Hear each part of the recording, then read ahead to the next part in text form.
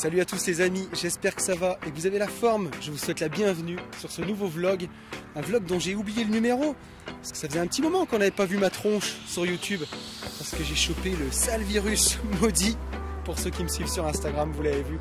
Donc la semaine dernière, il n'y a pas eu de vlog. Il n'y a pas eu de vlog parce que ça n'avait pas grand intérêt de voir ma vieille tronche malade. Surtout que j'ai quand même un peu pris cher, on va pas se mentir. J'ai surtout eu la gorge en feu, ça a été l'enfer. Et heureusement j'ai un gentil docteur qui m'a donné de la cortisone. Donc du coup ça va quand même un peu mieux. Et j'ai une voix qui est vraiment potable. Donc voilà, un petit dimanche après-midi en famille, petite fin d'après-midi, petit vlog en fin de dimanche. J'ai mis ma petite veste de daron là, un peu. Bah ouais, il faut vivre avec son âge, hein, 40 ans maintenant, daron. Non, il y aura encore 18 à capuche, je vous promets. On n'en est pas encore là. Donc voilà, et cette semaine, de quoi je vais vous parler? On va se faire ça à la cool, hein, je vous le dis, parce que sortie de maladie, sortie de machin, je me prends pas trop la tête. Donc on se fait ça vraiment à la cool, tranquille. Je vais vous parler d'un truc qui est pas top. C'est que j'ai eu rendez-vous avec ma banquière et ça s'est pas passé comme j'espérais que ça se passe. Je suis en train de programmer deux trucs en ce moment, notamment de l'avance sur titre. Alors ça, je sais pas si c'est un mécanisme que vous connaissez, mais dès qu'on a une assurance vie ou un PEA qui est plein, bah, ça peut vraiment valoir le coup pour continuer à investir, de faire ce qu'on appelle une avance sur titre. En fait, la banque va vous avancer de l'argent qui correspond alors à une partie en fait de votre assurance vie ou de votre PEA. Donc je sais qu'ils prennent pas les ETF, c'est ça qui est souvent compliqué, ou ils les prennent pas comme il faut. Donc ils vont prendre entre 30 et 50%.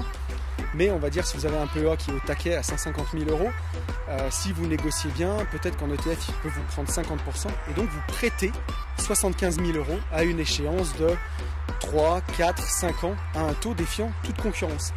Donc j'avais déjà vu que Boursorama le faisait. Boursorama, j'ai une assurance vie qui est pas mal là-bas. Donc j'ai essayé de le faire.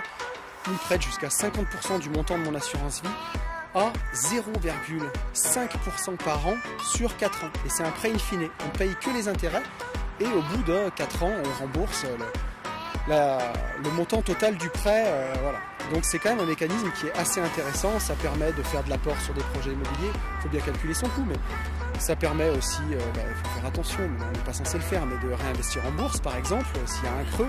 Enfin, c'est un mécanisme qui est quand même vachement intéressant, l'avance sur titre. Et donc j'en ai parlé à ma banquière et elle le fait pas.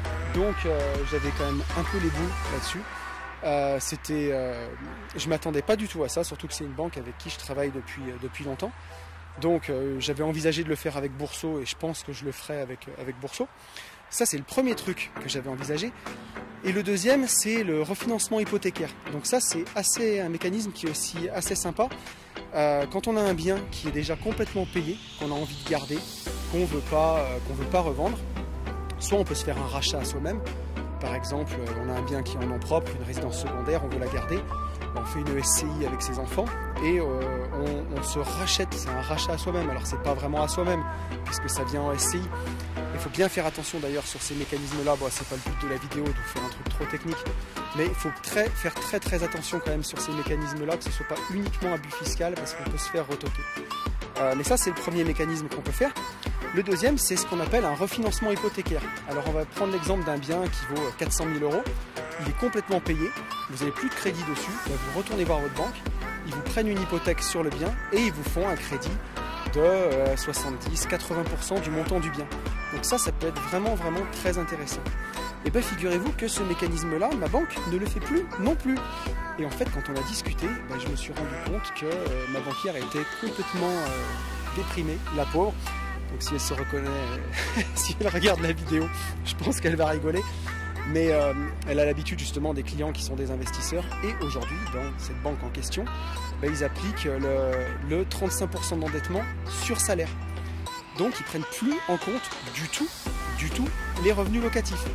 Donc c'est-à-dire que si vous gagnez 3 000 euros par mois, vous pouvez emprunter 1000 balles. Voilà, 1000 balles par mois. Donc une fois que vous avez fait votre résidence principale et peut-être un studio, ça y est, c'est fini, on est bloqué, c'est terminé.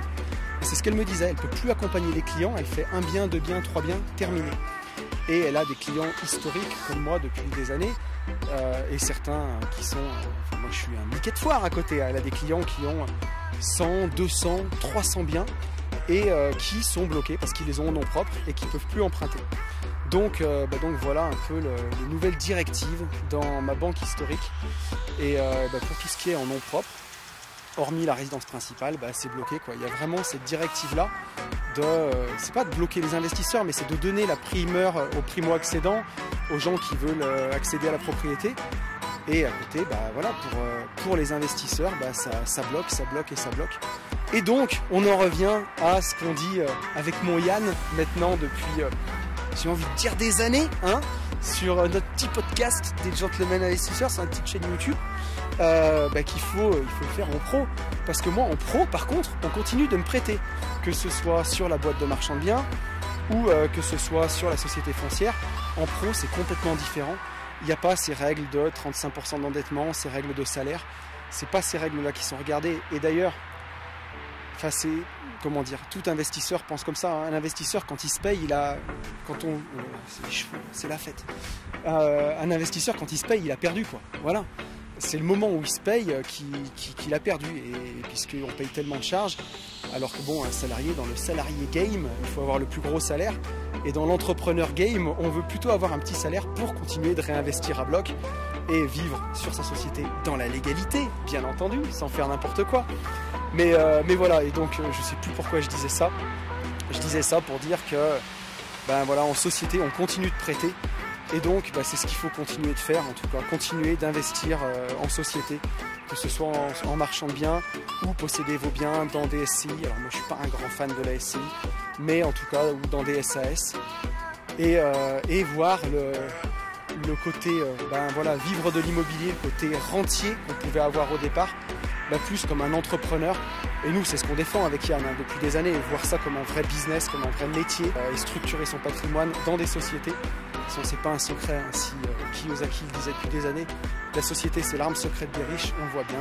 Pour emprunter en particulier, c'est de plus en plus compliqué, et pour emprunter en société, ça marche encore. Donc voilà, c'était ma petite réflexion du dimanche soir.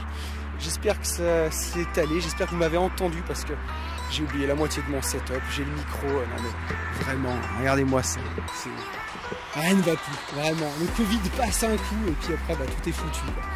Donc on reprend les bonnes habitudes, on reprend les vlogs, on reprend les podcasts, on les a pas arrêtés, mais on les reprend comme il faut, avec une bonne voix, là, voilà. Moi je vais vous souhaiter une très bonne semaine, parce que ça fait plaisir, et je vous dis à très vite. Salut à tous.